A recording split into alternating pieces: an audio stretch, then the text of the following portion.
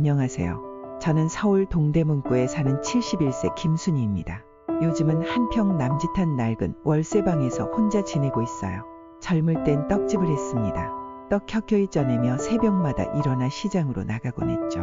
그렇게 등 허리 휘도록 일에 아들 하나 대학까지 보냈어요. 남편은 제가 43 되던 해에 세상을 떠났고요. 그 뒤로는 제 두 다리로 제 손으로만 가족을 일으켜 세워야 했죠. 아들 하나 잘 키우면 노후 걱정 없다는 말. 그게 제겐 희망이었어요. 그런데 요즘은요. 라면 한 봉지를 아껴 끼니를 때우며 창문도 없는 방 안에서 먼 벽만 바라봅니다. 며칠 전 월세가 3달 밀렸다는 통보를 받았어요. 살던 방에서 나가야 할지도 모르겠다는 걱정에 용기 내어 아들에게 연락했죠. 영민아, 엄마가 잠깐 내 집에 머물 수 있을까? 그런데 돌아온 말이 이랬습니다. 엄마, 우리 집엔 방이 없어. 그리고 지연이도 스트레스 많이 받아서. 순간 숨이 턱 막혔습니다. 내가 그 방을 얻기까지 내가 어떻게 살았는데. 가슴 한구석이 뻐근했지만 아무 말도 못했습니다. 지금부터 제 이야기를 들려드리려 합니다.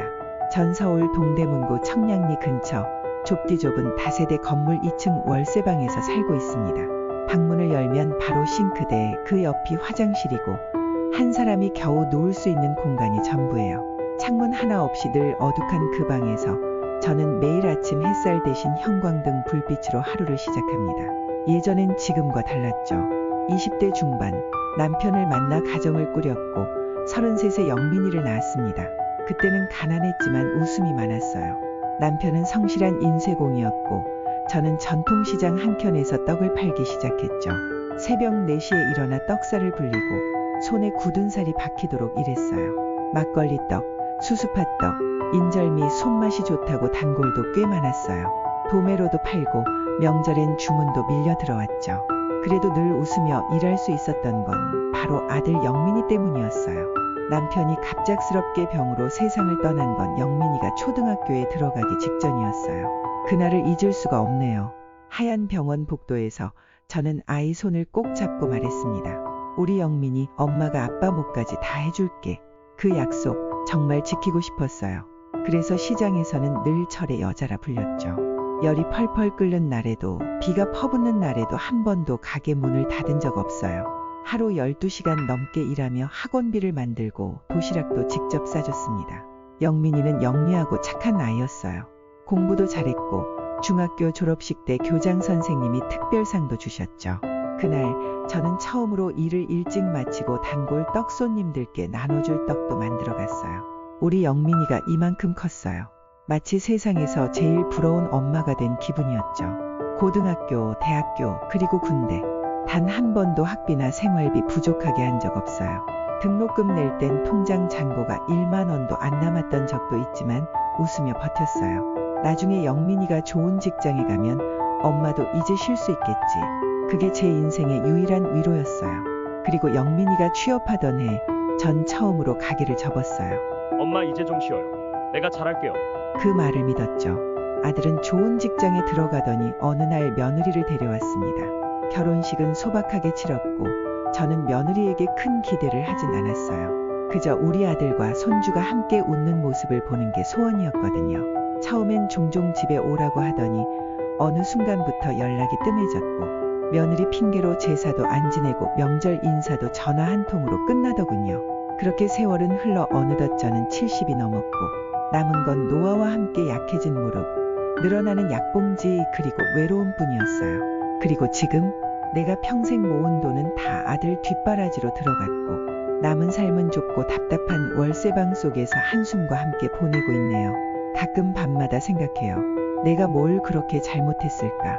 내가 너무 바보같이 살아온 건 아닐까?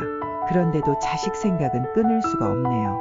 아직도 그 아이가 내 손 꼭 잡던 초등학생 때 모습이 눈에 아른거립니다. 그 눈망울 하나에 내 모든 인생을 걸었는데. 김순희 씨, 이번 달까지 월세 안 내시면 짐 빼셔야 해요. 집주인의 차가운 목소리에 제 손에서 봉투가 툭 떨어졌습니다. 그날따라 가게에서 남은 김밥을 얻어와서 들뜬 마음이었는데 문을 열자마자 들은 말이 이거였어요. 아이고, 죄송합니다. 다음 주쯤이면. 이런 말씀 몇 번이나 들었는지 아세요? 작은 방 안엔 고요한 정적이 흘렀고 집주인은 한숨을 쉬며 계단을 내려갔습니다. 바닥에 떨어진 김밥 봉지를 줍는데 손이 떨렸어요. 그 순간 도저히 더는 버틸 수 없다는 생각이 들었습니다. 영민이한테 한번 부탁해보자. 그간 자존심 때문에 망설였지만 이제는 그 자존심도 사치란 걸 깨달았습니다. 다음날 오전 떨리는 손으로 아들 집 벨을 눌렀어요. 송파구 새로 지은 아파트. 엘리베이터도 카드 없으면 못 올라가더군요. 아들이 문을 열었어요. 반가움보다는 당황한 표정이 먼저였어요. 엄마, 여기 웬일이세요? 영민아, 나 잠깐만 너희 집에서 지내면 안 될까? 아들은 고개를 돌리더니 집 안을 슬쩍 살폈습니다. 그 사이 며느리 지연이의 얼굴이 문틈으로 보였고 그녀는 눈도 마주치지 않은 채 문 안쪽으로 사라졌습니다. 엄마, 그게 우리 집 지금 방도 없고 지연이도 요즘 많이 예민하고. 잠깐만이라도 괜찮아. 딱 한 달만. 엄마, 상황이 안 돼요. 솔직히 말씀드리면. 지연이가 어머니랑 같이 사는 거 스트레스 많이 받아요. 내가 같이 살자고 한 것도 아니고 잠깐이라잖니. 잠깐이 길어질 수도 있고 지연이 컨디션 안 좋으면 손주 교육도 안 되고. 그 말이 목을 탁 막히게 만들었습니다. 손주 은호가 뒤에서 힐끔 보다가 금방 자기 방으로 들어가 버렸어요. 그날 집에 돌아오는 길, 버스 안에서 저는 멍한 얼굴로 창밖만 바라봤습니다. 그 집에서 아들 키웠던 그날들, 반찬 싸들고 매주 올라갔던 그 시간들이 고작 며느리 눈치 한 줄에 이렇게 끝나버리다니. 지하철을 갈아타고 오래된 골목길을 따라 터벅터벅 걷다 보니 달빛이 푸르게 내려앉은 월세방 문 앞에 도착해 있었습니다. 그날 밤 전기장판 없이 차가운 바닥 위에서 라면 물을 끓이며 이렇게 중얼거렸습니다. 그래, 엄마 노릇도 이제 그만하자. 그렇게 제 마음속 갈등의 불씨가 처음으로 피어올랐습니다. 며칠이 지났습니다. 월세 밀린 방에서 나가지도 못하고 계속 방 안에서 쭈그려 앉아 라면 끓여 먹고 뉴스 보며 시간을 보냈어요. 그나마 인간다운 시간이라면 새벽 시장 쪽으로 산책 나가서 사람들 말소리 듣는 그 순간뿐이었죠. 그러던 어느 날이었어요. 시장통 골목 입구에서 만난 박순자 아줌마가 그러더라고요. 순이야, 너 아들네 집 아파트 34평짜리라며? 방도 셋이라며? 그럼 혼자 한 방 쓰고 손주 한 방 쓰고 하나 비는 거 아니가? 그 말이 꽂혔습니다. 가슴이 쿵 내려앉고 식은땀이 나더군요. 그 방이 비어있다고. 그런데 나한테는 방이 없다고 했다고. 순간 억장이 무너졌어요. 그 방 내가 뼈 빠지게 일해서 얻은 거 아니었습니까? 그날 밤 전 침대도 없는 방 바닥에 누워 천장을 바라보며 울었습니다. 소리내서 울지도 못하고 입 틀어막고 왜 이렇게까지 살아야 하나 싶더라고요. 며칠 뒤 떨리는 마음으로 아들에게 전화를 걸었어요. 영민아, 너희 집 혹시 방 남는 거 지금은 누가 쓰니? 아들은 전화기 너머로 잠시 말이 없었고 이내 말끝을 흐렸습니다. 엄마, 그 방은 그냥 비워둔 거야. 지연이가 손님 오면 쓸 수 있게 하자고 해서. 손님? 그럼 엄마는 손님도 안 되는 거냐? 그게 아니라 엄마는 좀 특별한 상황이라. 그래, 특별하지. 내가 너 키운 엄마니까 특별하지. 너한텐 이제 짐이지? 엄마, 왜 그렇게 말씀하세요? 나도 할 만큼은. 그래, 내가 할 만큼은 했겠지. 그러니 이젠 내 자식이랑 잘 살아라. 나는 내 갈 때 찾을 테니. 전화를 끊고 나니 다리가 후들거렸습니다. 하지만 이상하게 눈물은 안 났어요. 그날 밤 방 안에 있던 전기포트 위에 라면 냄비를 올려두고 작은 손거울을 꺼내봤습니다. 거울 속 내 얼굴엔 살던 집에서 쫓겨나고도 아들 집에서 환영받지 못한 한 여자의 쓸쓸한 눈빛만 가득했죠. 그리고 며칠 후 복지관 상담소에 들렀다가 뜻밖의 이야기를 듣게 됐습니다. 김순희 어르신, 혹시 지금 아드님 댁 주소로 주민등록돼 있으신 거 아세요? 네, 임대보증금 지원도 그 주소지로 되어 있는데요. 정부 보조금도 그쪽 명의로. 순간 귀를 의심했어요. 나는 월세방에 사는데 주소는 걔네 집으로 돼 있다고. 거짓말처럼 그 방에 안 된다는 그 집에 내 이름이 등록되어 있다니. 눈앞이 캄캄해졌습니다. 내 삶의 전부였던 나의 아들이 나를 이렇게 이용하고 있었다니. 감정이 확 올라왔습니다. 그동안 참아왔던 감정들이 터지려는 듯 목구멍까지 차올랐어요. 며칠 동안 고민 끝에 저는 복지관 사회복지사 윤정훈 씨에게 다시 전화를 걸었습니다. 저 상담도 받을 수 있을까요? 그는 흔쾌히 시간을 내줬고 저희는 조용한 상담실에 마주 앉았습니다. 저는 제가 지금까지 겪은 일을 조심스럽게 꺼내기 시작했습니다. 아들이 제 명의로 뭘 하고 있는 것 같아요. 저는 그 집에서 산 적도 없는데 주소가 그쪽으로 돼 있대요. 정훈 씨는 조용히 메모를 하더니 말했습니다. 어르신, 이건 심각한 사안이에요. 우리가 같이 정리해 드릴게요. 그 후 며칠간 저는 그와 함께 주민센터에 가서 전입신고를 정정했고 정부 지원 내역도 전수조사를 받았습니다. 제 이름으로 발급된 서류를 보며 가슴이 미어졌어요. 이걸 내가 동의한 적이 없는데 왜 이런 게 생겼을까? 그날 밤 저는 오래간만에 아들에게 전화를 걸었습니다. 영민아, 나야. 내가 내 이름으로 뭘 해왔는지는 이제 다 알아. 난 이제 내 몫의 인생을 지킬 거야. 그 집 주소에서 이름 빼놨고 보조금도 정리했어. 그리고 더 이상 내 집에 얽히지 않을 거다. 아들은 말을 잃었고 잠시 후 쩔쩔매며 말했습니다. 엄마, 그땐 그런 상황이었어. 나도 어쩔 수 없이. 그런 말 이제 필요 없어. 난 이제 내 이름으로 된 인생만 살 거니까. 그동안 고맙기도 했고 서운하기도 했지만 이제 우리 각자 살자. 전화를 끊고 나서도 손이 떨렸습니다. 하지만 묘하게도 마음은 편안했어요. 그동안 짓눌렸던 무언가에서 벗어난 기분이었죠. 다음 날 복지관에서 따뜻한 국밥을 대접받고 돌아오는데 문 앞에 누가 서 있더군요. 엄마, 영민이었습니다. 그 옆엔 손주 은호가 고개를 숙이고 있었어요. 왜 왔니? 엄마, 우리도 반성하고 있어. 근데 그건 그렇고, 엄마, 그 서류들 혹시 파기할 수 없을까? 사실 그 집 엄마 명의의 지원이 좀 많이 들어갔거든. 그 말에 전 머리가 띵해졌습니다. 이제 와서 왜 내가 다 정리하고 다 끊어냈더니 또다시 내 이름을 이용하려는 거니? 그날 밤 전 그동안 정리한 서류들을 가만히 펼쳐봤습니다. 전입신고, 정부 보조금 수급 취소 신청서, 심지어 법률 상담 기록까지. 그리고 다시금 확신했죠. 이놈들 아직 아무것도 달라지지 않았구나. 이제 또 다른 갈등이 시작될 걸 직감했습니다. 이번엔 단순히 방 한 칸의 문제가 아니라 내 이름, 내 인생 전체를 두고 벌어지는 싸움이 될 거란 걸. 그래, 내가 자식 교육을 잘못 시켰구나. 이제라도 바로 잡아야지. 그리고 변호사 사무실 문을 두드렸습니다. 변호사 사무실 안은 조용했습니다. 저는 조심스럽게 봉투를 꺼내 탁자 위에 올려놓았어요. 여기 그동안 정리한 서류들이에요. 주소 이전 기록, 정부 지원 내역, 문자 내역까지 다 있어요.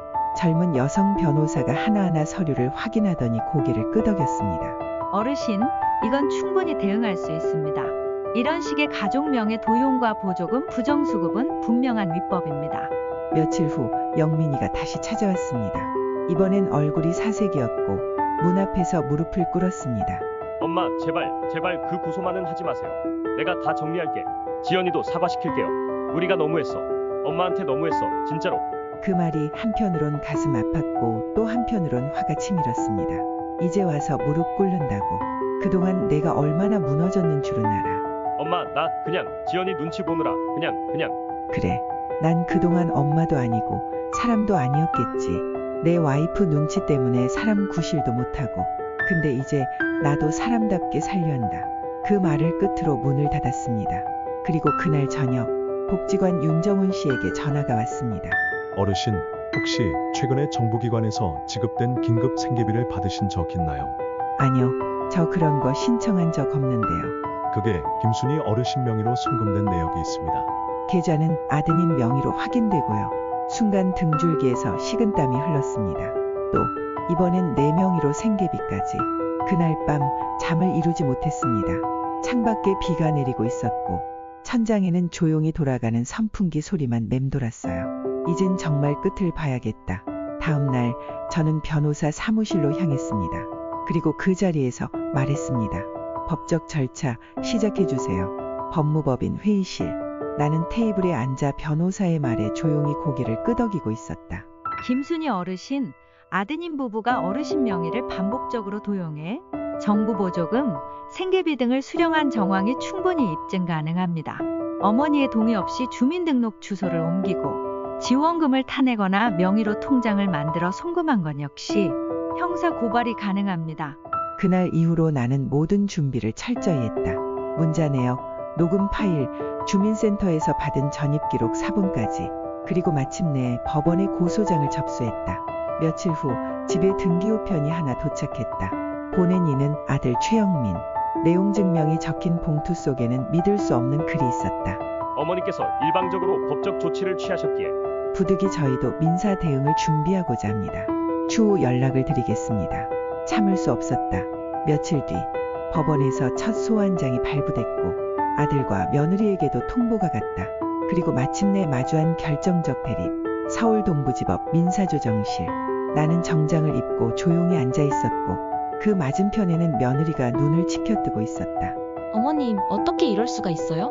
내가 뭘 어쨌다고. 니들이 내 이름으로 생계비도 받고 통장도 만들고 서류도 위조하고 내가 모를 줄 알았냐. 그건 다 영민이가 한 거예요. 저는 그냥 어쩔 수 없었어요. 그냥 뭐? 내가 너한테 뭘 그리 잘못했니? 너를 며느리로 대접하느라 생일상도 차려줬고 첫 손주 100일 때 반지며 팔찌며 다 해줬잖아. 근데 너는 날 시어머니 취급이라도 해줬냐? 그 순간 며느리의 표정이 일그러졌다. 어머니는 항상 피해자인 척 하잖아요. 근데 저희도 살기 힘들었어요. 영민이 월급 많지도 않고 애 학원비에 대출해. 그래서 그냥 잠깐 쓴 거예요.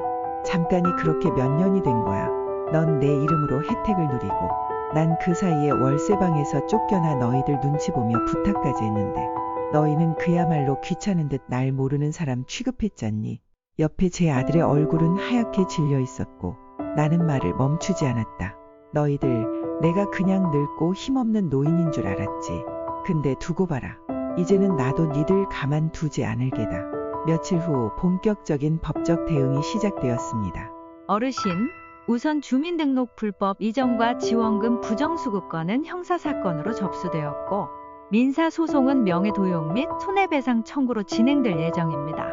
변호사의 말이 이어지자 저는 고개를 끄덕였어요. 이제는 두렵지 않았습니다. 서울지방검찰청 조사실 담당 수사관이 제게 물었습니다. 어르신, 이 문자들 모두 아드님과 며느리에게서 온 거 맞습니까? 네. 그리고 이 녹음, 이건 그날 집 앞에서 저를 쫓아낸 장면입니다. USB를 건넸고 재생되는 파일 속엔 이런 대화가 있었습니다. 엄마, 제발 그만 좀 해요. 가세요. 내 인생 망치지 말라니까요. 조사관은 고개를 끄덕이며 말했습니다. 충분합니다. 기소가 가능할 겁니다. 그 소식을 들은 영민은 연락도 없이 제 월세방 앞까지 찾아왔습니다. 문을 두드리는 소리가 거칠고 급했습니다. 엄마, 문 좀 열어봐요. 우리 가족, 내 인생 다 끝난다고. 제발 정신 좀 차려요. 이게 엄마가 진짜 원하는 거예요. 그 말에 저는 문 너머로 조용히 대답했습니다. 그래, 정신 이제서야 차렸어. 그동안 정신 놓고 살았지. 너만 믿고 살았거든. 문은 끝내 열리지 않았고 아들은 한참을 서 있다가 결국 돌아섰습니다. 며칠 후 언론에서 관련 사례를 취재하고 싶다는 연락이 왔고 복지관 윤정훈 씨의 소개로 제 이야기는 기사화되기 시작했습니다. 기사 제목은 이랬어요. 아들의 보조금에 도용된 어머니의 이름. 월세방에서 쫓겨난 어머니를 다시 쫓아낸 아들. 손해배상 청구도 같이 갑시다. 그리고 며칠 후 드디어 법원에서 첫 심리가 열렸습니다. 판사, 피고 최영민, 김지연 씨는 나와주시기 바랍니다. 법정안이 조용해졌고 아들과 며느리가 나란히 섰습니다. 그들의 얼굴은 창백했고 말 한마디 못했습니다. 판사, 원고 측 제출 증거물, 문자, 녹음 파일, 계좌 내역, 주민센터 기록, 전입신고 정정서까지 이 모든 것이 어머니 김순희 씨의 동의 없이 진행된 것으로 보입니다. 이에 대해 어떻게 생각하십니까? 아들은 입을 열지 못했고 며느리는 눈물만 흘렸습니다. 판사, 검찰 측 기소 의견과 병합하여 이 사건은 형사 민사 통합으로 진행됩니다. 추후 피해 금액 산정에 따라 손해배상 범위도 논의할 것입니다. 요즘 저의 삶은 아주 달라졌습니다. 매일 아침 7시에 일어나 커튼을 열고 햇살을 맞으며 따뜻한 믹스커피 한 잔을 마십니다. 이사 온 곳은 복지관에서 연결해준 공공임대주택이에요. 비록 아담하지만 창문 너머 하늘도 보이고 마당에 작은 화분도 놓여있죠. 몇 달 전만 해도 저는 곰팡이가 피어있는 축축하고 어두운 월세방에서 주인집 눈치만 보며 한숨만 쉬던 사람이었습니다. 하지만 이제 저는 한 번씩 동네 아이들에게 떡을 만들어 먹이기도 하고 복지관에서 떡 만드는 법을 가르치기도 합니다. 어느새 새로운 호칭도 생겼네요. 김순희 강사님. 사람들은 가끔 물어요. 정말 그 아들이랑 연 끊으신 거예요? 저는 조용히 웃습니다. 끄는 건 아니에요. 그냥 내가 더 이상 기대하지 않기로 한 거죠. 진짜 부모로서 교육을 했을 뿐입니다. 영민이는 어느 날 저에게 조용히 찾아왔습니다. 손엔 사과 편지와 카네이션이 들려 있었어요. 엄마, 어버이날이라 와봤어요. 어머니께 카네이션도 처음 드리네요. 이렇게 못난 아들이에요, 제가. 그걸 보는 제 마음이 또 아려옵니다. 그래, 사람은 실수할 수 있지. 근데 상처 준 사람은 스스로 책임도 져야 해. 매주 수요일마다 와서 봉사를 좀 해주겠니? 아들은 고개를 끄덕였고 그 뒤로 매주 복지관에서 얼굴을 마주합니다. 물론 여전히 어색하지만 적어도 아들놈 눈빛에는 진심이 담겨 있었습니다. 며느리도 한 번씩 전화와 용서를 빕니다. 어머님, 제가 그땐 너무 어리석었어요. 어머님이 어떤 삶을 살아오셨는지 이제 조금씩 알아가고 있습니다. 정말 잘못했습니다. 그 말에 마음 한구석이 조금씩 풀리는 걸 느꼈습니다. 사람이란 참 묘하죠. 한없이 무너졌다고 생각한 날들 위에 이렇게 새로운 하루가 쌓일 줄은 몰랐어요. 지금도 때로 외로움은 밀려오고 그때의 생각에 마음속 울컥거림이 한 번씩 올라옵니다. 하지만 이제는 그 외로움을 나눌 수 있는 사람이 되었죠. 사람답게 살기 위해, 내 이름으로 살기 위해 한 걸음 내디딘 저는 이제서야 내 인생에 진짜 봄이 찾아온 것 같습니다. 자녀와의 갈등, 가족 간의 상처, 그걸 다 참고만 사는 게 부모일까요? 저는 이제 말하고 싶습니다. 부모도 사람입니다. 존중받아야 할 삶의 주체입니다. 혹시 저처럼 비슷한 경험이 있으셨다면 이야기를 나눠주세요. 여러분의 이야기들이 또 다른 누군가에게 큰 힘이 될 수 있습니다. 여기까지 제 이야기를 들어주셔서 감사합니다.